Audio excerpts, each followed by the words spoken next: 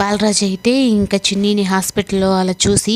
తనైతే కన్నీళ్ళు పెట్టుకుంటాడు. నా కూతుర్ని ఏ పరిస్థితుల్లో అయితే నేను చూడకూడదని ఇన్ని రోజులు నేను పాటుపడ్డానో, ఇప్పుడు అదే పరిస్థితుల్లో నా చిన్నీని చూడాల్సి వస్తుందని చెప్పనని అనుకుంటూ ఉంటాడు. ఇంకా అక్కడ కావేరి దగ్గర ఎక్కువసేపు ఉండలేక అక్కడి నుంచి అయితే వచ్చేస్తాడు. వచ్చేసిన తర్వాత ఇంకా ఒంటరిగా కూర్చొని ఆలోచిస్తూ ఉంటే ఇంకా హాఫ్ టికెట్ అయితే వచ్చి, ఏంటన్నా చాలా ఆలోచిస్తున్నావు ఏంటి అంటే, అప్పుడు నాకు చిన్ని విషయంలో డౌట్గా ఉందిరా, బండి వెనక్కి రావడం ఏంటి, దాన్ని కావాలని తగలడం ఏంటి అని చెప్పనంటే, అప్పుడు ఇంకా నాకు దేవ మీద అయితే అనుమానం లేదురా, మనకు తెలియకుండా ఇంకెవరో శత్రువు ఉండారు అని చెప్పని, అప్పుడు కావేరి విషయంలో కూడా ఇదే నాకు వచ్చింది, తనని చంపాలని చూసింది ఒక ఆడ మనిషి అని చెప్పనని కూడా వాళ్ళు మాట్లాడుకోవడం నేను విన్నాను అని చెప్పని తనైతే అనుకుంటూ ఉంటాడు. అప్పుడు ఇంకా హాఫ్ టికెట్ అయితే, అన్న ఆ ఉషా టీచర్ని కొద్దిసేపు ఏమో కావేరి వదిన అంటావు, కొద్దిసేపు ఏమో టీచర్ అంటావు, నాకు ఏదో క్లారిటీ చెప్పన్నా అంటే, నీకేం క్లారిటీ లేదు లేరా, నువ్వు వెళ్ళరా అని చెప్పనని అప్పుడు ఇంకా బాలరాజు అయితే అనుకుంటూ ఉంటాడు. ఈ లోపల తనైతే నాకు తెలియకుండా అదిగాక సారీ చెప్పమని చెప్పనన్న అమ్మాయి ఏమన్నా మళ్ళీ చిన్ని మీద అటాక్ చేసిందా,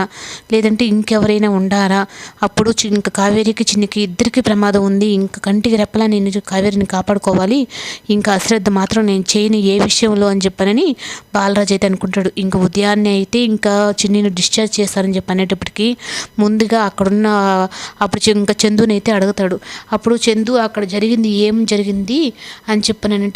చిన్ని కాలుకు కూడా దెబ్బ ఉంది ఏంది అని చెప్పనంటే, అప్పుడు ఇంకా చందు అయితే ఈ విధంగా మహి వాళ్ళ పిన్ని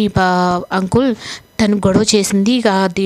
ఆక్వేరియం ఎత్తి కాలు మీద వేసేసింది, అప్పుడు ఇంక చిన్నికి దెబ్బ తగిలి ఇంకా మమ్మల్ని ఆటో తీసుకురామని చెప్పంటే వస్తూ ఉన్నాము, అప్పుడు మాత్రం గొడవ జరిగింది మాత్రం మహి వాళ్ళ పిన్ని అంకుల్ అని చెప్పని నిజం చెప్పేస్తాడు. ఇంకా ఆ షాప్ దగ్గరికి అయితే వెళ్ళి సీసీ కెమెరా అయితే మొత్తం చూసిన తర్వాత ఆ కారు వెనక్కి రావడం కానీ, నాగవల్లి చాలా కోపంగా ఆ బండిని రివర్స్ చేసి కావాలని చిన్ని నిర్దోషలా చేసిందని చెప్పని మొత్తం సీసీటీవీలో అయితే చూసేస్తాడు. నాకు అప్పుడు చూసేసిన తర్వాత తను ఇంకా నాగవల్లి మీద అయితే చాలా కోపం పెట్టుకొని, ఈమె అసలు ఎవరు ప్రతిసారి నాకు అడ్డు తగులుతూనే ఉంది, అందులో చిన్ని విషయంలోనే తగులుతుంది, ఈమె ఎవరై ఉంటుంది,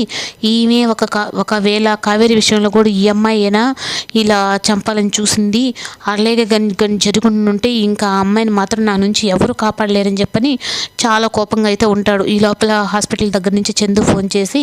డిశ్చార్జ్ చేస్తున్నారు అంకుల్ అని చెప్పని అనడంతో, వస్తున్నాను చందు అని చెప్పని ఇంకా చిన్ని దగ్గరికి అయితే వెళ్తాడు. ఇంకా చిన్ని మొహం చూసిన తర్వాత, నేను నీ ఏ పరిస్థితుల్లో నేను చూడకూడదు అనుకున్నాను, ఆ పరిస్థితులను చూస్తున్నాను బాధ